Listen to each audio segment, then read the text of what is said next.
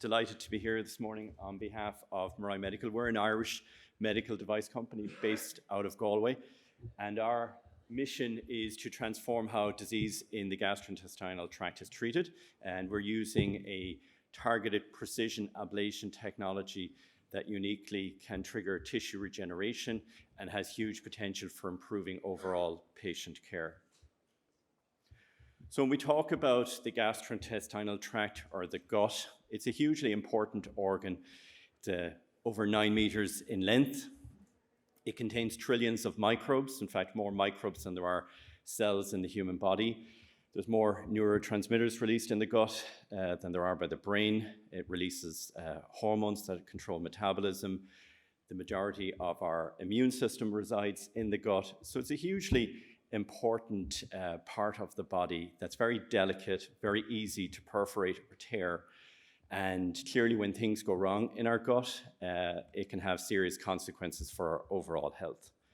So with that in mind, Mirai Medical has developed a platform technology looking to improve treatment in the GI tract using a technology that's called pulsed electric fields, or electroporation.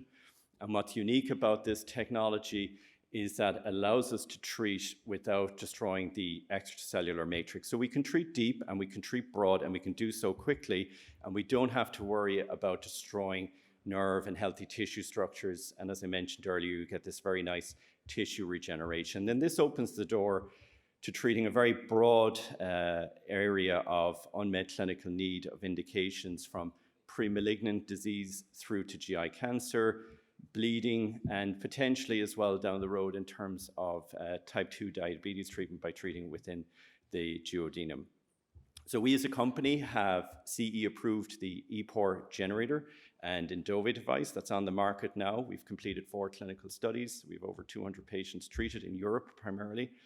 And we were fortunate to get a 7.2 million R&D grant in 2021, which has allowed us to develop a new family of devices that can be delivered through the working channel, essentially to simplify and make it easier for the endoscopist to deliver the treatment.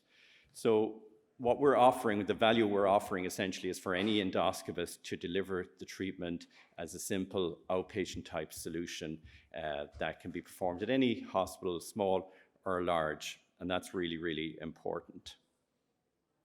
In terms of the overall value proposition that our technology is offering, it hits on the kind of, I guess, perfect trifecta of offering support and benefit to the patient, the payer, and the provider by reducing the degree of hospitalization, by reducing the cost, the reduce of complications, and the side effects. The patients benefit hugely from this sort of approach to helping to manage their disease. We also open the door for more endoscopists to be able to deliver the treatment, reducing the barrier in terms of the training and time required to become an expert in terms of delivering the technology. And that obviously then ultimately benefits patients in terms of a broader cohort of patients potentially being able to benefit from the technology. Looking at the current treatment approaches, and specifically with a focus on pre-malignant disease and looking in the bowel at colorectal cancer or pre-malignant colorectal cancer, essentially these complex polyps or complex colorectal polyps, these are large in size and difficult to remove. They're in hard to access areas of the body. There's about 600,000 patients a year in the US that will end up having surgery for pre-malignant disease. The current solutions of endoscopic surgery, ESD, EMR, they're time consuming. They require a lot of hospital resources. And then, you know, a lot of patients will end up undergoing surgery, which obviously comes with its own risks, particularly for patients with comorbidities.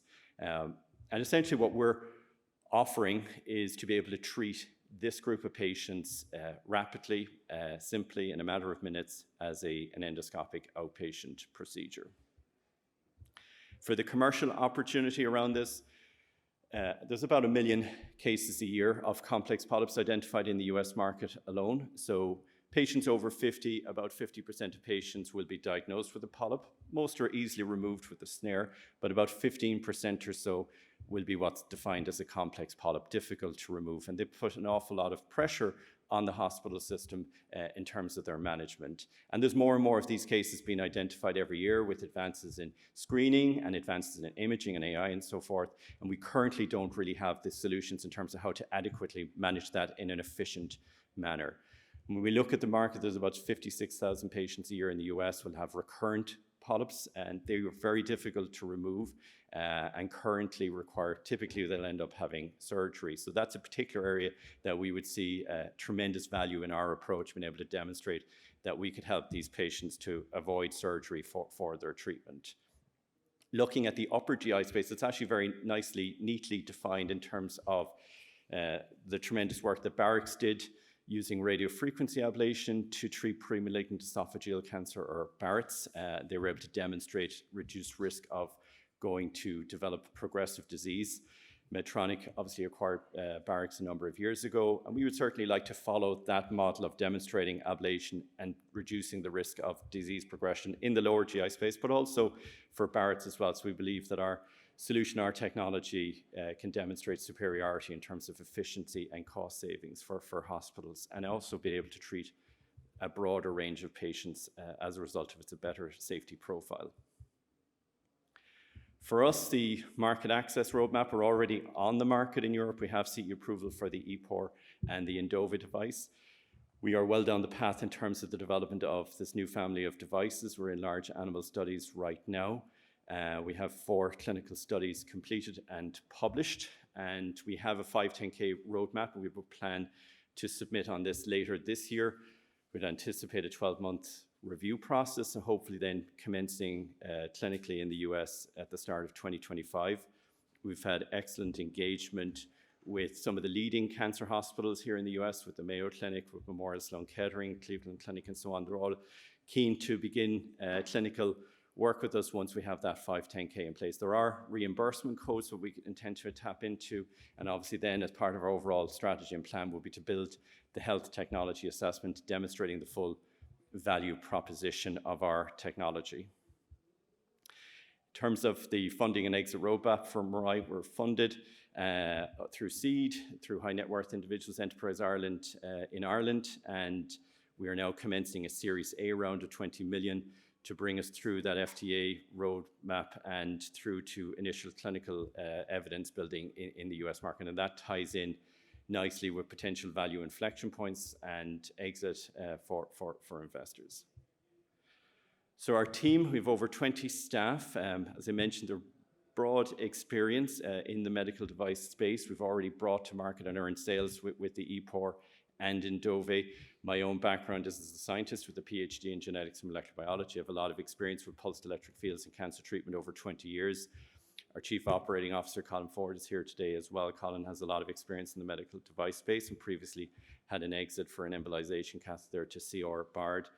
Our board is led by Chairman Kieran Moynihan, and we do plan to broaden the board with US commercial and strategic experience over the coming months. Clinically, we've had huge support from Professor Ismail Gauguinier at the University of Copenhagen, Dr. Aman Haji at King's Hospital, and we're now working with Dr. Reddy at the world-renowned AIG Hospital in India. That's one of the largest endoscopy hospitals in the world. So then finally, in terms of Mirai Medical, in summary, I think it's important to just emphasize how potentially disruptive this technology of pulsed electric fields and the manner in which we deliver it as an outpatient solution can be, and how it can potentially impact tremendously for patients and address many unmet clinical needs within the GI space. We can offer a safer, more efficient solution for doctors to be able to treat their patients. And we're also democratizing access for endoscopists. We're lowering the barrier in terms of the amount of training required, that we're removing the barriers to entry for endoscopists. It doesn't matter what size hospital they're at, whether it's big or small, they will be able to deploy this technology to treat their patients. And that's ultimately what they want to do. They want to be able to treat their patients. They don't want to refer them over to surgery. So offering them the tools to be able to treat their patients and to be able to treat a broader group of patients is really where Mirai Medical is adding value. We've de-risked the technology. We have CE approval. We're on the market in Australia and Singapore as well. We have a growing patent portfolio. We have a lot of experience with this area of pulsed electric fields. We have patents filed on the devices and the pulse parameters being utilized. Market access sales in Europe. There are codes here in the US that we would intend to utilize as well. And then finally, in terms of, an important point, maybe in terms of decarbonization, being able to reduce the carbon footprint for patients and for the hospital is obviously hugely important. And it's an area I think we can also add value to with this technology. So Thank you for your time. I'd be delighted to follow up with any investors as we begin our path to Series A round. Thank you very much.